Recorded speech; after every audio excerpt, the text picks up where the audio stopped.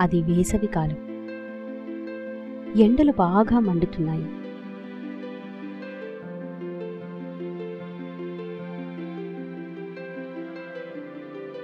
ఒక రోజున ఒక కాకి ఆకాశంలో చాలా దూరం ప్రయాణిస్తూ ఒక చోటికి వచ్చేసరికి దానికి చాలా దాహం వేసింది.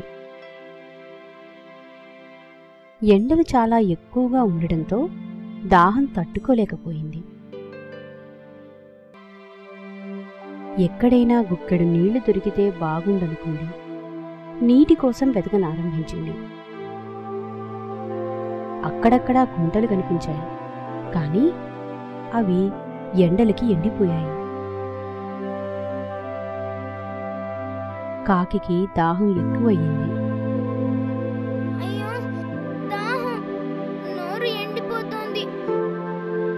అలా వెతక్కా ఒక ఇంటి పెరటి వైపుకు చేరుకుంది.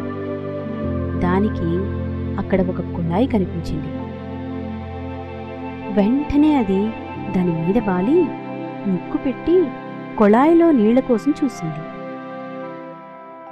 నీరు ఎండిపోయింది. పాపం, ఒక్క చుక్క కూడా రాలేదు.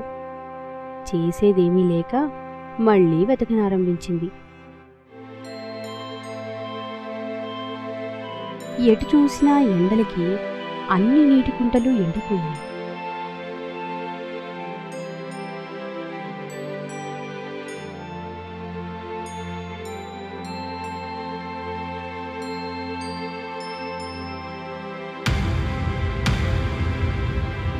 ఎక్కడ నీటి చుక్క దొరకడం లేదు.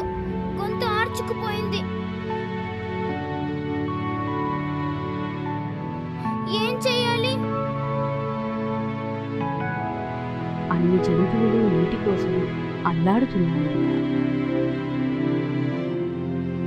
ఎండలు మండిపోతున్నాయి.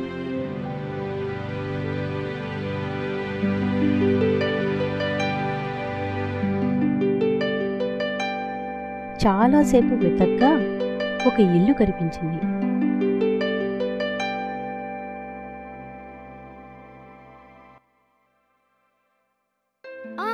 ఆ ఇంటికి వెళ్ళి చూస్తాను.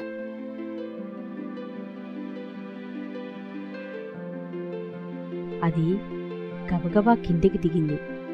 దానికక్కడ ఒక కూజా కనిపించింది.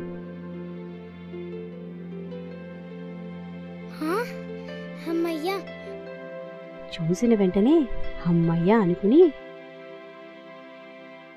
కూజా నెమ్మదిగా ఆ కూజా దగ్గరికి వచ్చింది. కూజా ఉంటే నీళ్లున్నట్టే.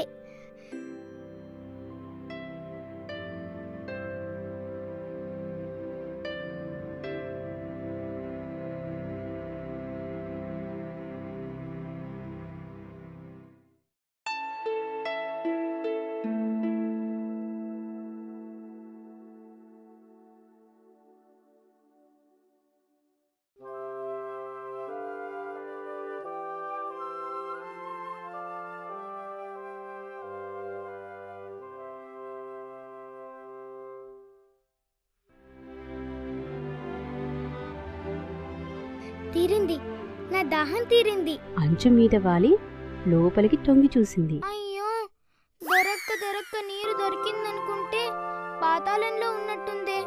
ఎలా? అది చూసేసరికి పాపం కాకికి ఏం చెయ్యాలో తోచలేదు. ఇంతలో ఒక ఆలోచన తట్టింది. పక్కనే కొన్ని రాళ్లు కనిపించాయి. వెంటనే అది అక్కడికి వెళ్ళి తన ముక్కుతో ఒక్కో రాయి తెచ్చి ఆ నీటిలో వేసింది. నీళ్లు కొంచెం పైకి వచ్చాయి. అది చూసి కాకి మళ్లీ వెళ్ళి ఇంకొక రాయి తెచ్చి కూజాలో వేసింది.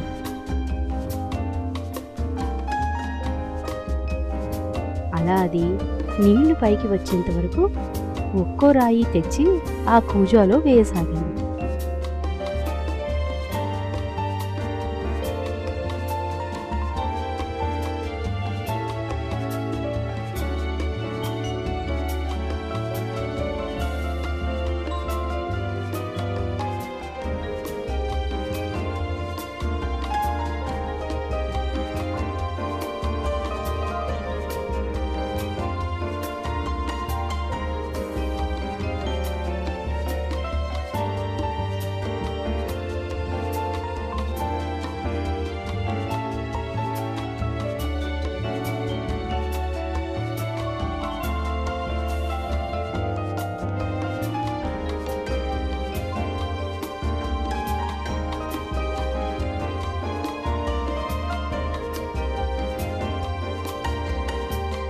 కాసేపటికి నీళ్లు పైకొచ్చాయి. ఆలోచన ఫలించింది. అలా పైకొచ్చిన నీటిని చూసి చాలా సంతోషించింది. కడుపు నిండా తృప్తిగా నీళ్లు తాగి దాహం తీర్చుకుంది. దేనికైనా ఆలోచన చెయ్యాలి. దొరకలేదని నిరాశపడకూడదు.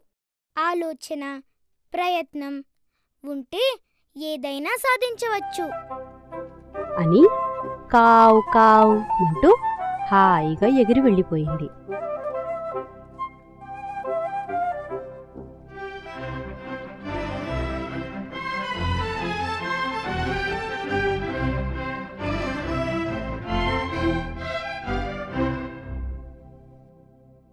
పంటలు బాగా పండి రెండింతల దిగుబడి వచ్చింది. దాంతో మహారాజు గారు సభ్యులకు మరియు ప్రజలకు మంచి మంచి బహుమతులు ఇవ్వాలని నిశ్చయించారు. జయము జయము రాజకృష్ణదేవరాయ, వెయ్యేళ్ళు వర్ధిల్లు శ్రీకృష్ణదేవరాయ. జయము జయము.